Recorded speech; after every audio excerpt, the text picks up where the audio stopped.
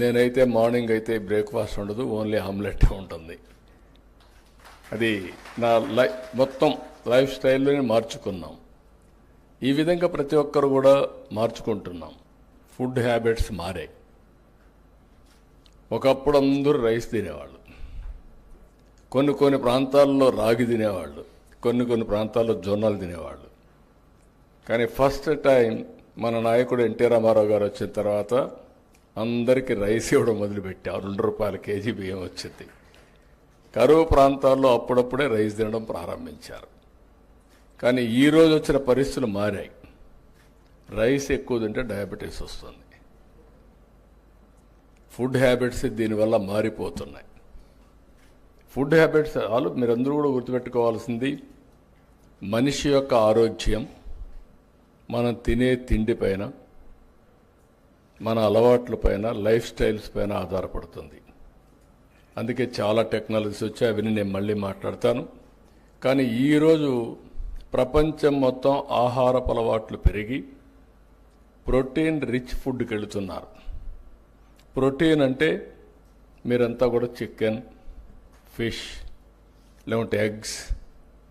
మన మిత్రులు చెప్తున్నారు ఎగ్స్కి డిమాండ్ తగ్గిందని. కరెక్టే, కానీ ఎడ్యుకేషన్ కూడా అవసరం. కనీసం నేనైతే మార్నింగ్ అయితే బ్రేక్ఫాస్ట్ ఉండదు, ఓన్లీ ఆమ్లెట్ ఉంటుంది. అది నా మొత్తం లైఫ్ స్టైల్లోనే మార్చుకున్నాం. ఈ విధంగా ప్రతి ఒక్కరు కూడా మార్చుకుంటున్నాం. ఒక పక్క ప్రోటీన్ అయిన తర్వాత ఇంకొక పక్క మీరు చూస్తే మిల్లెట్స్ ఇవన్నీ కూడా వస్తున్నాయి బ్యాలెన్సింగ్ కోసం. ఇంకొక పక్కన ఫ్రూట్స్ అండ్ వెజిటబుల్స్ బాగా పెరుగుతున్నాయి. ఈ విషయం కూడా గుర్తుపెట్టుకోవాలి. దీనివల్ల ఇప్పుడు మొత్తం ప్రపంచం అంతా కూడా హార్టికల్చర్కి ఎక్కువ ప్రాధాన్యత వచ్చింది. అందుకే నేను కూడా మొత్తం చేంజ్ చేస్తున్నాను.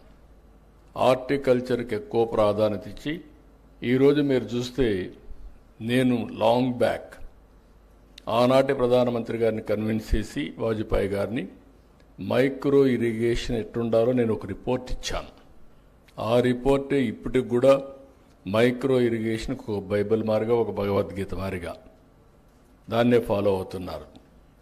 అందుకే నేను గర్వంగా చెప్పగలుగుతున్నా, ఈరోజు 5 సంవత్సరాలు ₹1 కూడా వీళ్ళు ఇవ్వలేదు. మళ్ళీ ఈ సంవత్సరం పికప్ చేశాం.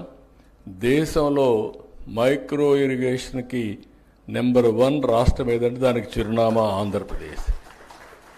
16 లక్షల హెక్టార్లలో మైక్రో ఇరిగేషన్ పెట్టాం, ఆటోమేషన్ పెట్టాం. ఈరోజు మీరు మైక్రో ఇరిగేషన్ వచ్చినాక ఆటోమేషన్ వస్తే యాప్ ద్వారా ఎప్పుడు కావాలంటే అప్పుడు ఆన్ చేస్తారు. ఎంత టైం కావాలంత టైం నీళ్లు ఇస్తారు. అవసరమైతే నీళ్లు కరెక్ట్గా లేకుండా చెక్ చేసుకునే టెక్నాలజీస్ వచ్చేస్తున్నాయి. టోటల్ మెకనైజేషన్తో ముందుకు పోయే పరిస్థితికి వచ్చాం.